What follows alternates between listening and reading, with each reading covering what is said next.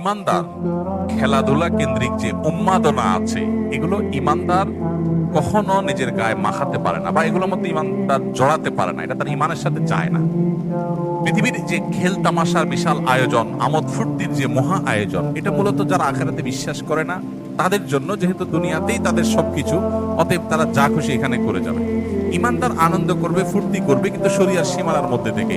জীবনটাকে পুরো খেল তামাশায় পরিপূর্ণ করা, এটা কোনো ইমানদারের সাথে যায় না। যে ইমানদার জানে, বিশ্বাস করে, তার আকীদা, তার ঈমান আছে যে সে আল্লাহর সামনে দাঁড়াবে, অনন্তকালের জীবনের হিসাব দিতে হবে, সে আনন্দ ফুর্তি করাটাকেই জীবনের মূল লক্ষ্যে পরিণত করতে পারে না। আজকের পৃথিবীতে এই সমস্ত খেলার যে বড় বড় আয়োজনগুলো আছে, এই আয়োজনগুলো ভোগবাদী পৃথিবীতে, আখিরাত বিমুখ পৃথিবীতে মানুষকে মজা দেওয়ার জন্য, এন্টারটেইনমেন্ট করার জন্য করছে।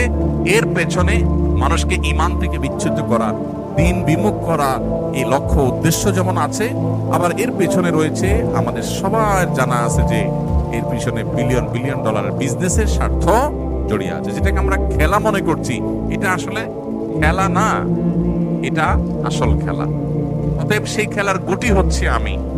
খেলোয়াড় খেলছে, হারলেও টাকা পাচ্ছে, জিতলেও টাকা পাচ্ছে। আয়োজন যারা করছে, বিলিয়ন বিলিয়ন ডলার তারা বিজনেস করছে, বিহাইন্ডে যারা থাকছে সবাই লাভ থাকছে। তাদের গুটি হলো আমাদের মতো সেই সমস্ত সাপোর্টাররা যাদের কোনো লাভ নাই, লস ছাড়া। আমরা উত্তেজিত হয়ে যাচ্ছি, আমরা কেঁদে দিচ্ছি, হেসে দিচ্ছি। এই যে আমাদেরকে বোকা বানিয়ে মাঝখান থেকে তারা তাদের স্বার্থ হাসিল করছে। আমি নিজে যদি খেলি, আমার শারীরিক কসরত হয়, আমার ব্যায়াম হয়, স্বাস্থ্য ভালো থাকে, ইসলাম সেটাকে এলাও করে। কিন্তু এই জাতীয় অহেতুক কাজে জড়ানোটাকে ইসলাম এলাও করে না। নবী সাল্লাল্লাহু আলাইহি ওয়াসাল্লাম বলেছেন, মিন হুসনি ইসলামিল মারই তারকুহু মা লা ইয়ানি। একজন মুসলমানের ইসলামটা সুন্দর হয়, আল্লাহর কাছে গ্রহণযোগ্য হয়, অ্যাকসেপ্টেবল হয়, কোয়ালিটিফুল ইসলাম হয়, যখন সে অহেতুক অনর্থক কাজ থেকে বেঁচে থাকে।